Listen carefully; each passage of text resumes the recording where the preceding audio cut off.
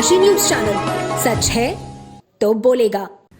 गाजीपुर के जम्मू कश्मीर के एलजी मनोज सिन्हा गंगा आरती में शामिल हुए। एलजी मनोज सिन्हा शहर के चितनाथ घाट पर आयोजित गंगा आरती में शामिल होकर आरती की। इस दौरान उन्होंने पूजन अर्चन किया और गंगा आरती की। इस मौके पर एलजी मनोज सिन्हा ने मौजूद लोगों को संबोधित भी किया।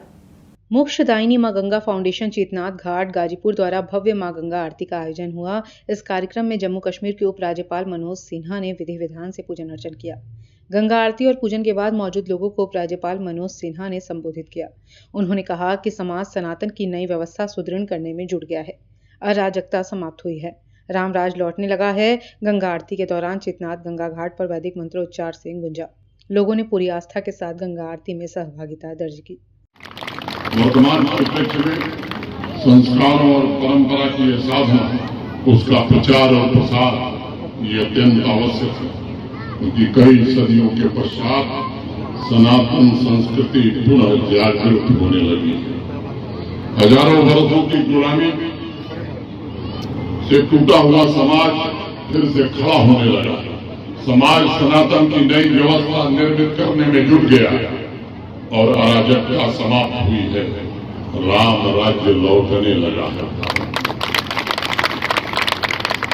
जब 1947 के पहले और 1947 के पश्चात समाज और राष्ट्र के परिदृश्य को जब मैं देखता तो ये बात स्पष्ट रूप से नजर आती है कि हजारों वर्ष तक हम गुलाम तो थे ही, लेकिन 47 में आजादी मिलने के पश्चात भी हमारी गुलामी कायम है।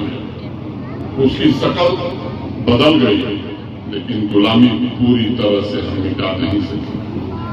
एक साजिश, एक षड्यंत्र के तहत समाज को बांटने की कोशिश होती रही।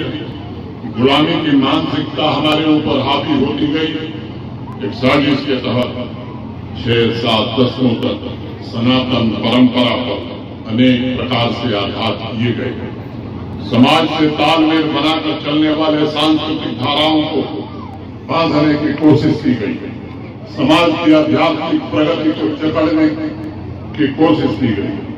मुझे नाम लेने की जरूरत नहीं है, आप स्वयं उन चेहरों को।